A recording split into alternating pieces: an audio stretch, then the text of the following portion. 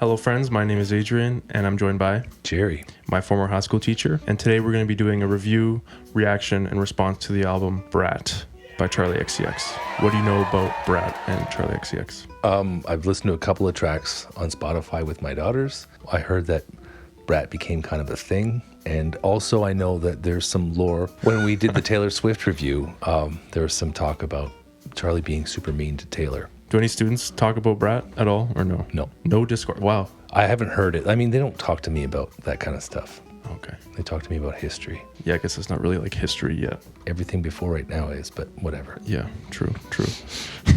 Okay, I've heard this album before. I hated it at first, but then my brother pushed me to listen to it again, and then I eventually came around. And I haven't listened to it from front to back probably since like October of last year. I ran a lot to this album though. It's a good running album. Should we get into it? I think so. Track 1 is 360.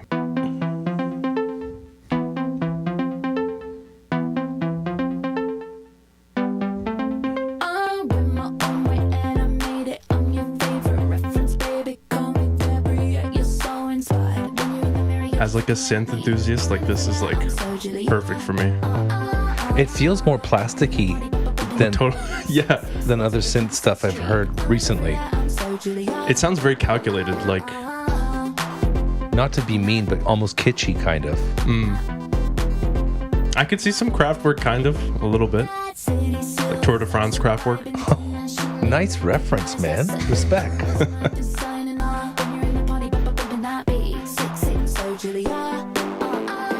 Is she from England? Yeah.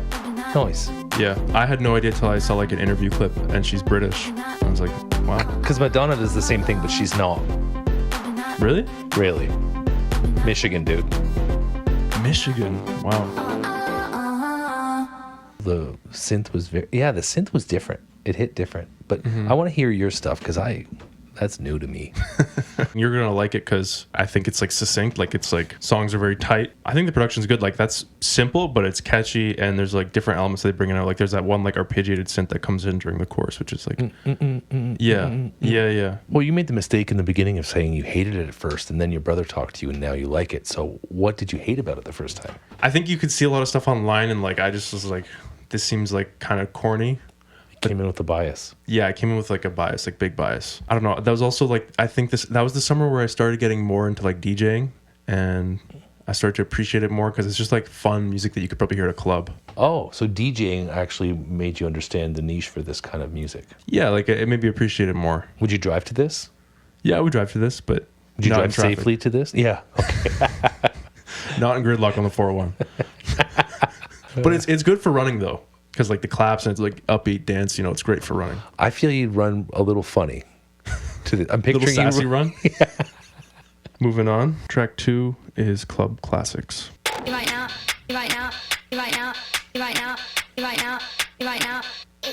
like when I go to the club, I wanna hear those club classics.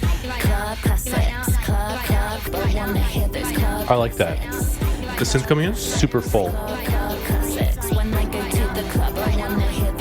You would call that satisfying, I think. Just the fullness of it. Yeah. Yeah, I wanna dance with me. I wanna dance with AG. I wanna dance with George. I wanna dance with Sophie. I love me a fat bass. Oh, you're gonna love the bass on this album, man. Is that a Moog or something? Or like a... Probably. Like, I don't know if it's the actual synth, but an emulator probably.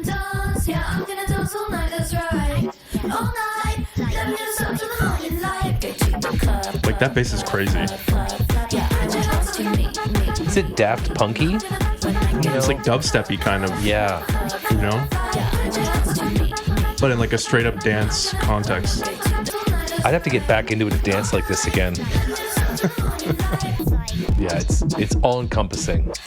You're in the middle of this dripping flow. Yeah.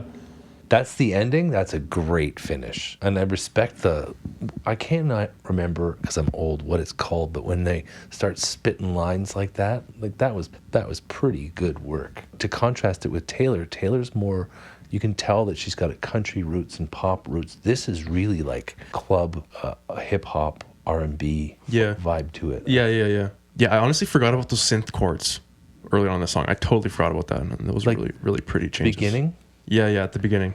And like that when they opened up and it was just like the really bright synth pad. That was really, really nice. Do you see it in your mind when you hear it? Because I saw like a gray cloud just going blur like that. Moving on to track 3, Sympathy is a Knife, which is allegedly the Taylor Swift one. So here goes nothing. That's what we heard.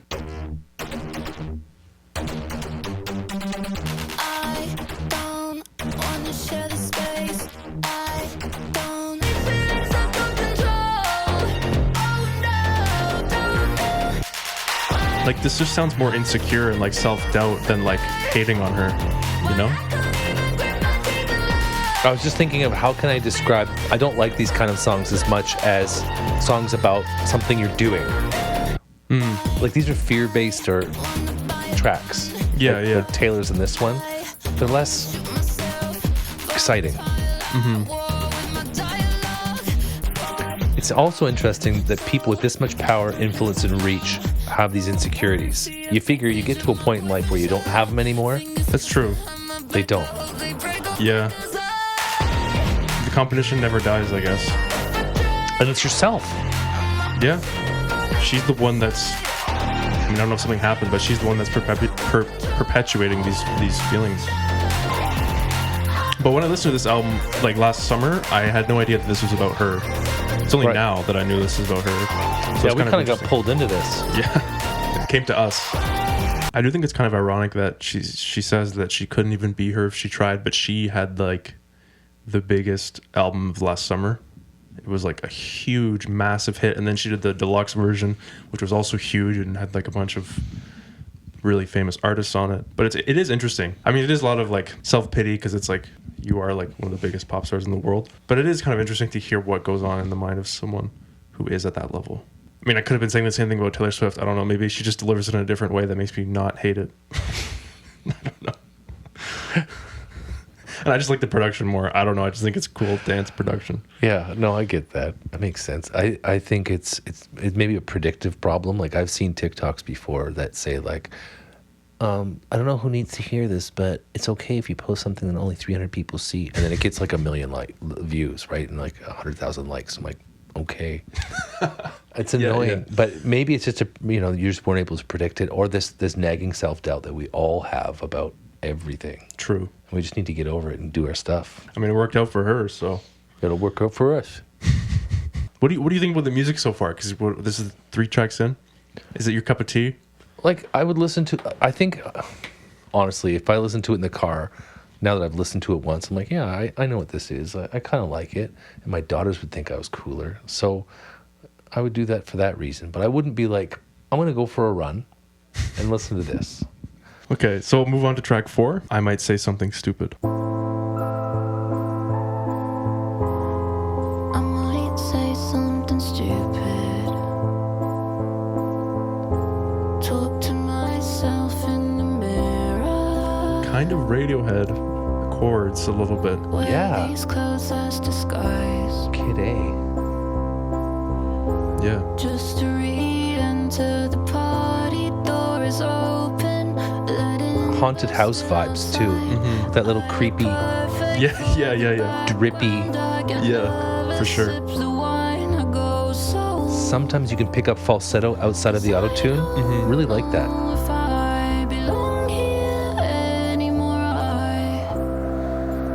I could use some drums soon.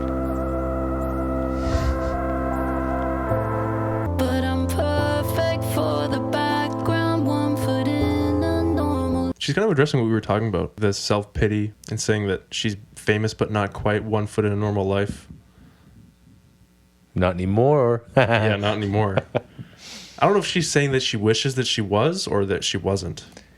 I don't think being famous would be very fun at all. So I'm a high school teacher, and sometimes when I go to the mall, kids will see me and they'll like come up and talk to me, which is fun. But sometimes you just want to be anonymous, you know? Yeah, that's true. I'm not famous, but I couldn't imagine if I went to the mall and more than 4 people came up to me and started talking. Well, she likes Radiohead. Clearly. She's from England. She's got to have heard of them. True. Right. This type of like pity not pity, but like I guess I could garner a little bit more sympathy towards this type of writing than Taylor Swift's type of writing. This feels honest and accessible. I guess the auto-tune synth dance club mix, it's just not something I've ever sat down and really thought about before. I've heard it, but I haven't thought about it. This is a new thing.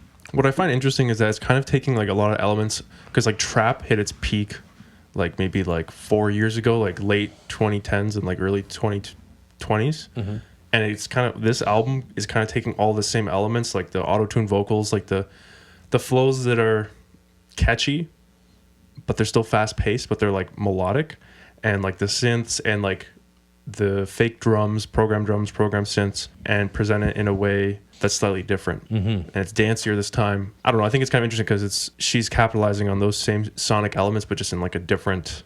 She's like reassembling the Big Mac in like a different way that's more interesting. Track 5, which is Talk Talk. I've been looking at you,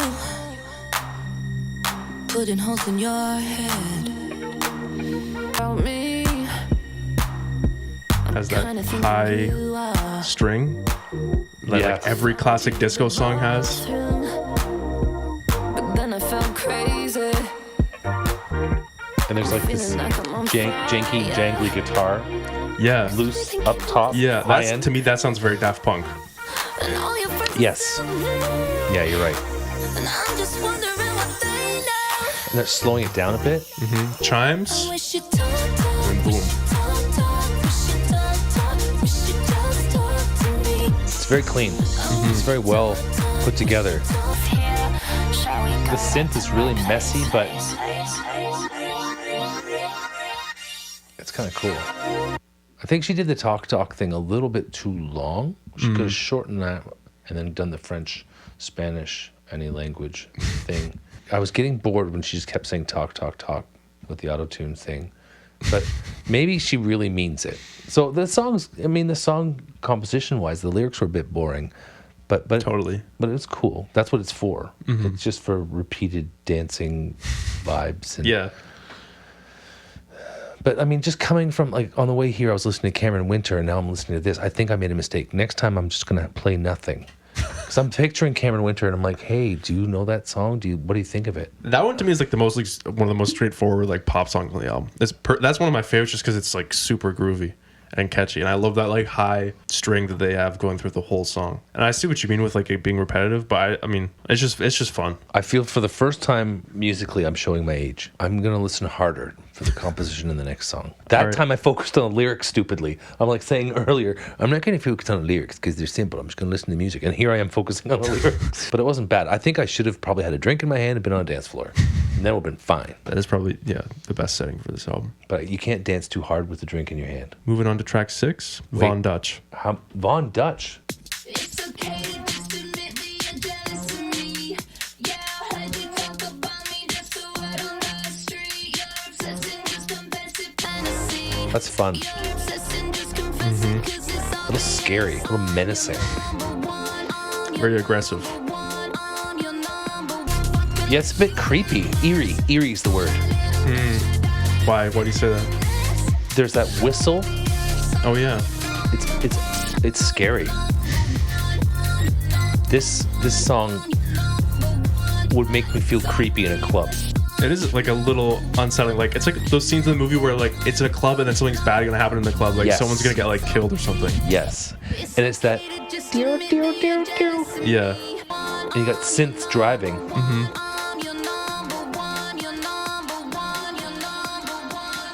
This one's number 1 for me so far. Really? Wow. Absolutely, hands down.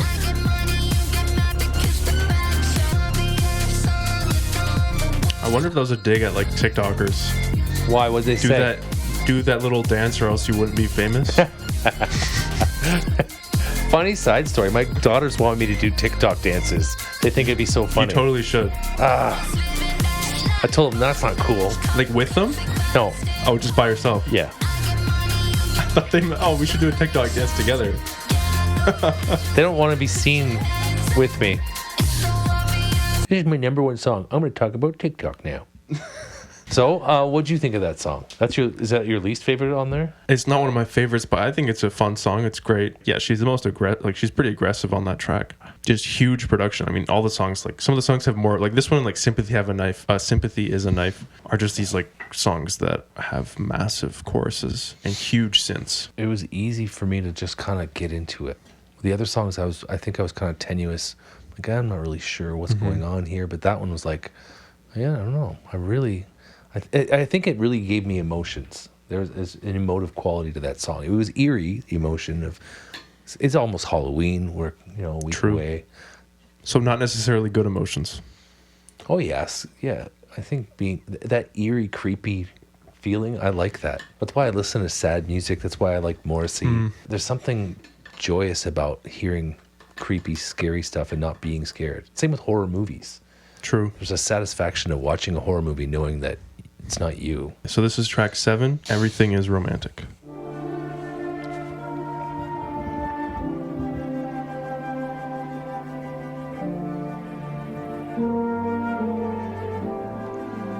Very different. Yeah.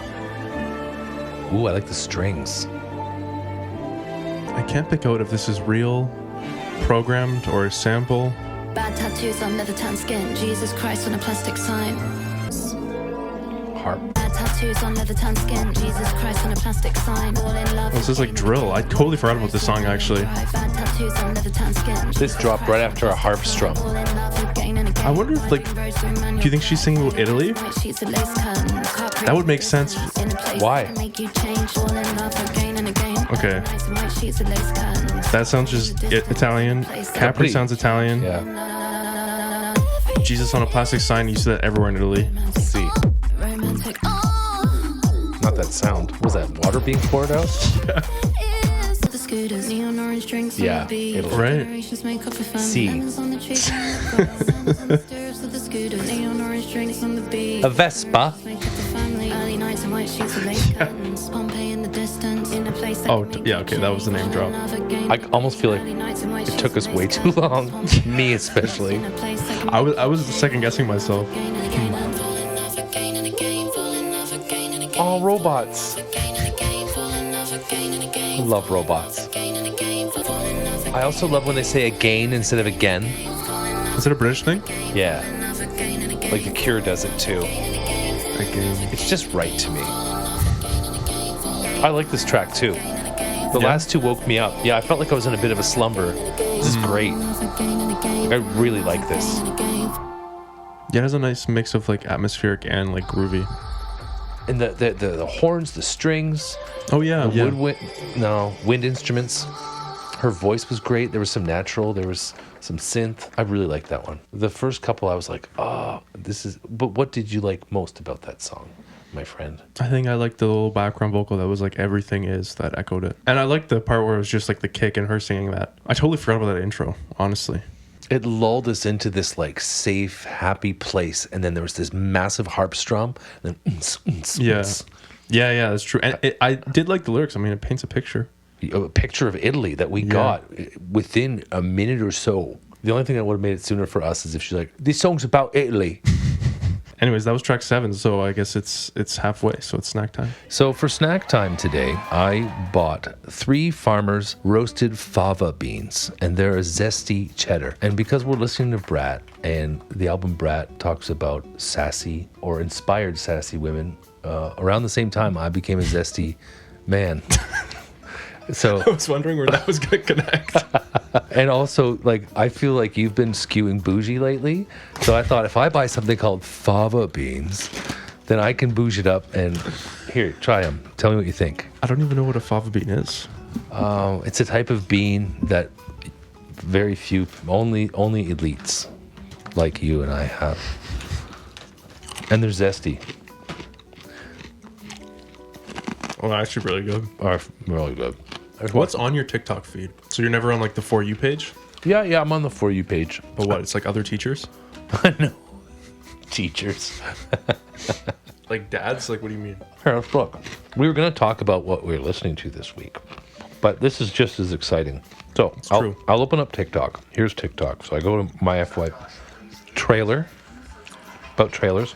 Never go on these rides in Europe, and there's 2 women getting clocked by something. Kanye sharing his betrayal list. Oh yeah, betrayal lists have been big, but I didn't do one. What is a betrayal list? So you make a list of things that you feel betrayed you. Like some people be like mornings, my masking routine, feel betrayed by the Blue Jays. Stuff like that. Today's going to be a good day post. Well, that's encouraging. This positive content. So that's why I don't remember what's on my For You page, because it's really mid. I just look at it and go, I could do that better, and then I try to make a TikTok, and then I get like 22, 23 likes. I should stop with Fava Beans. Do you want the rest? I'm zesty, but these stay here. What are you feeling on these, like on the letter grade? It's important to ask right after I throw 20 in my mouth. They went down really quickly, but the first 3 handfuls was really good. Like, I'd say like a solid B. So we're on track 8. After we ate. I know, I've been doing that joke too much. It's the dad in me. We are on track 8, and it's called Rewind. Sometimes I just wanna rewind. Sometimes I didn't know. Like, I like the production, but I do also, like, this song specifically, like, it's just, like, stark. You know what I mean? Like, it's just so, like, processed. Yeah, It's super fuzzy. I was going to say that I didn't like it as much as the last 2, but I didn't know if that was true or not. I was like, maybe it's just because we had a break. I mean, this one does get right into it. Like, it's like more rough around the edges on this song. It's not that interesting. Here you got some 90s hip-hop drums. Early 90s. See, this is pretty. This is the bridge. This is the part I like in the song. Up till now, I haven't been on board. Sometimes rewind. Yeah, press rewind. This is very Radiohead. Bring the beat back. It does sound like that snare sounds very totally. like Idiotech. Yeah. Like, totally. Okay, so that got better at the end, but at the beginning, it wasn't selling. Yeah, that was definitely like a refresher for me, and like not one of my favorites. Yeah, I would agree. That one, like the synths are like super squelchy and just like gnarly. Track 9, So I.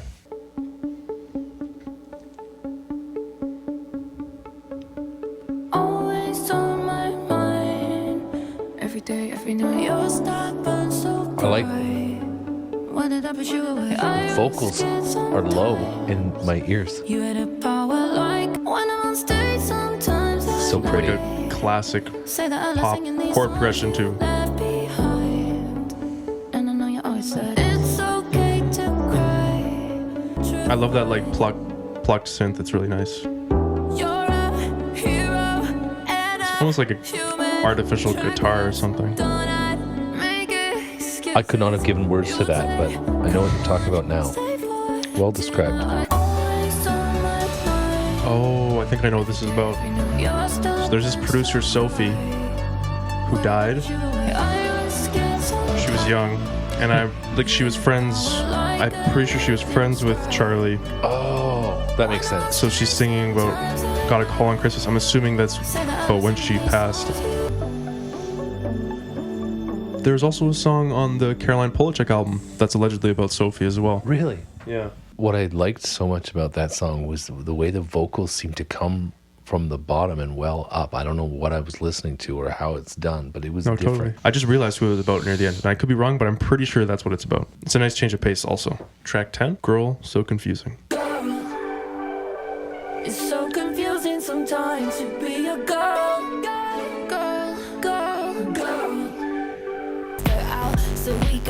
It's a gritty bass. I like it. Very fizzy. Fizzy. It's like you just open like a can of Coke or something, but it's like eternally stuck at the fizzy point. I'm trying to figure out what she means by this. I know, same. How it's confusing. I'm watching the lyrics because I want to know. As a Maybe fourth or fifth wave feminist. My daughter says that all the time. I don't know, I'm just a girl. Like, ironically, sarcastically. It's great.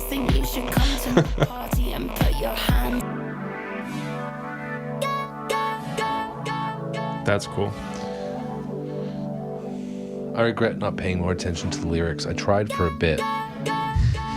I have heard that phrase online a lot. I don't know, I'm just a girl, or I'm just a girl. Mm-hmm. I don't know if it predates this when I started seeing this, or if it was post this album. I really don't know. That would make sense. Because I mean, if this was super viral, it would definitely like increase the popularity of that phrase. But Yeah, one time I was asking my daughter to do something. She goes, "I'm just a girl." And I was like, "What?" And then she just kind of laughed. And it was funny because she just used it to get me off her back. Because if I said that, she'd clock me. okay, moving on to track 11, What's it called? Apple. Apple. This one you might know. There's like a TikTok dance to this. I just love that bass line, like that deep synth. Because it's like being accented on the offbeats with the hi-hats. Like boom, boom, boom, boom, Yeah. boom, boom, boom. It's really nice. Really drives. You don't recognize this? Damn. But I really like the fullness of it. It's a big song. This one must have gotten radio play. I think this was like one of the hits. And this part's just so catchy.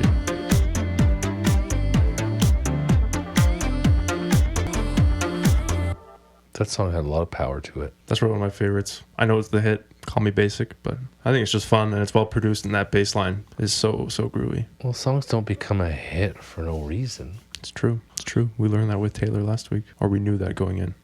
A lot of this stuff isn't about songwriting, and it isn't about, like, say, bass or electric guitar or drums. It's more about, like, the production and the background and the synthesizer and stuff that I'm not really used to. This album is very much like a product of the bar of entry of like making music now being that much lower, where, you know, you're not going to have a full band playing this. Like, you can just replace that with synths on the computer that you can program, or just playing on a keyboard, you know, that are taking the spot of a bassist or a guitarist or a pianist or keyboardist or whatever. Not that it takes away from it, it's just a different way of making music, and it can be like just as catchy, but totally. I'm still new.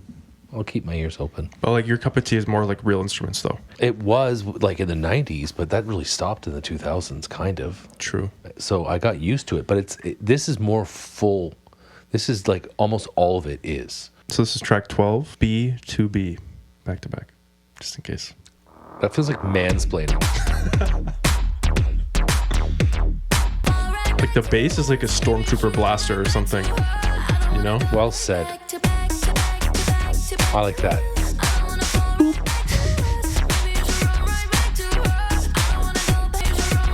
You have that kind of unsettling droning synth in this as well. It's like a mosquito. Yeah. I hadn't noticed that in this song until now.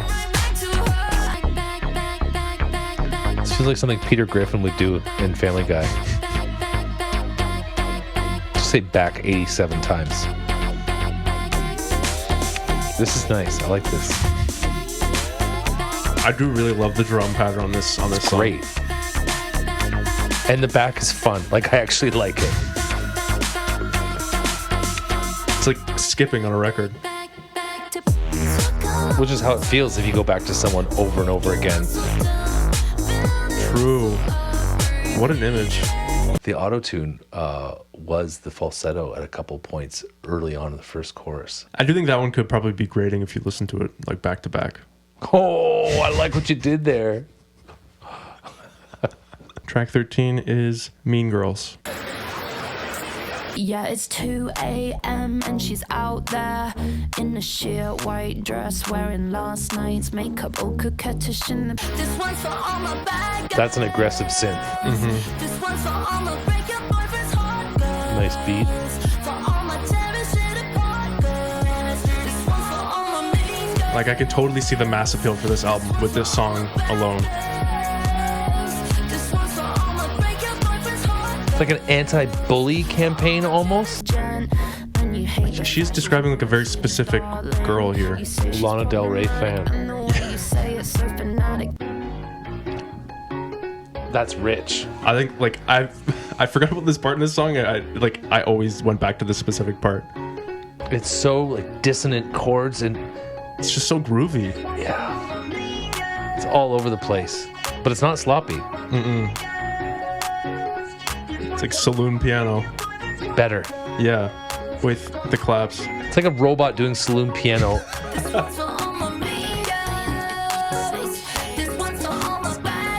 Like, this is, for me, hands down the catchiest part on the whole album. Yeah. So those little flourishes in the piano. Well timed though with the percussion.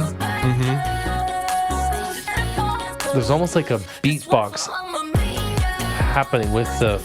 Yeah, totally, yeah. Boom, boom.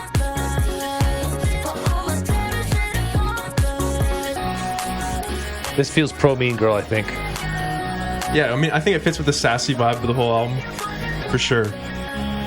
I was wrong. Yeah, this is so nice listening to this album again and remembering these parts that I forgot about. Because I remember when I heard that for the first time, I was like, holy moly. I was expecting like some kind of like bass dubstep, and then it was just this crazy piano, and I was like, whoa. Yeah. Like it woke me up. The robot saloon piano is so true. The only other time I think on the album that we've heard like an instrument that sounds remotely real is that like orchestra harp thing on that. I forget which song that was, but that Italy song. And then you have this, so it's like it's totally unexpected, but really, really groovy. And then they bring the synth back in with it, and really catchy hook as well. And then there was like almost like a background singer or something happening way up in the top, underneath someone doing like beatboxing, while there's like the and the piano going on. Like it was really nice. Yeah, that was like a production masterclass. I was basically just ready to say, look, the reason I'm not so crazy about the arrangement so far is because I'm used to Radiohead when I'm talking to synth and blah, blah, blah. But this was really good. There's a movie about Mean Girls. It's called Mean Girls, right? That's right. I think I've seen half of that. I fell asleep halfway through. Have you seen it? Many times. Do your daughters watch it? They have. I feel like that's a classic. That's like 2000s movie, right? Yeah. All the Mean Girls are like mean moms now or something. That's the sequel? Mean Moms? Oh, you heard it here first. That would be so good. Track 14? Okay. I think about it all the time.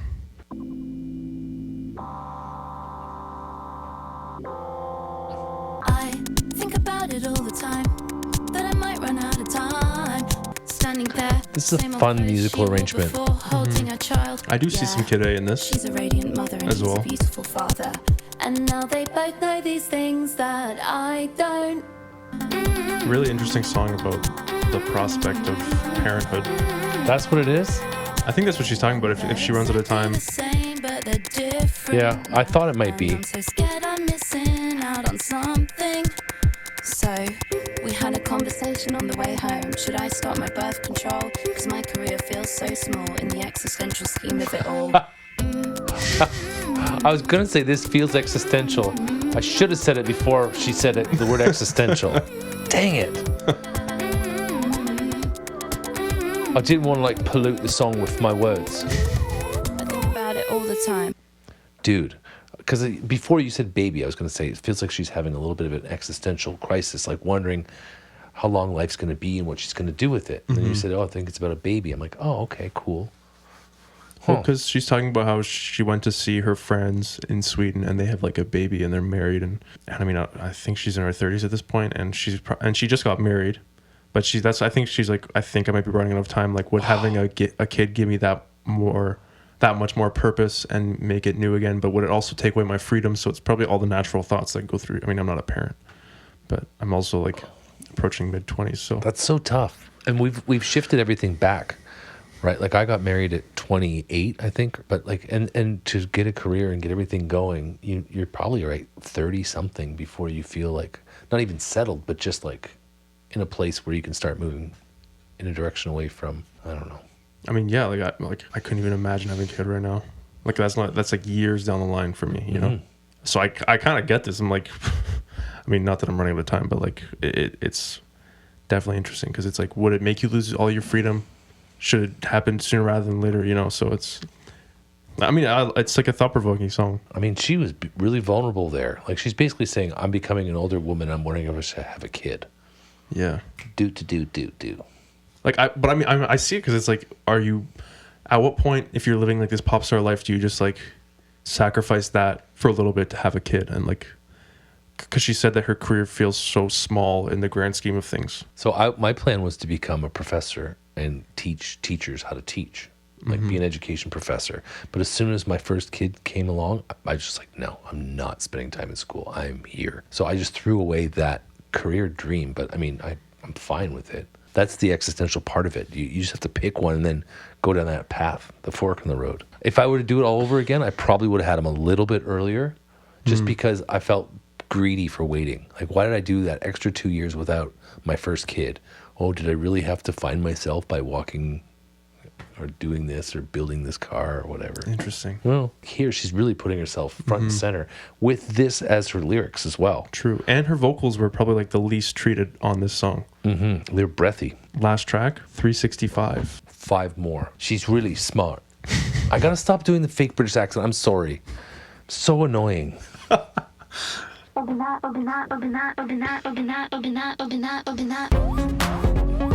That's great. Same kind of beat as the first one too, as well. Okay. Go real wild when I'm meet me in the bathroom. She talking about coke? Well, that's what Taylor said in her song, right? She was like, "You're brave when you're had a line or something in her diss track." Kind of funny. No, I really don't stop when I'm. This is Dafty to me.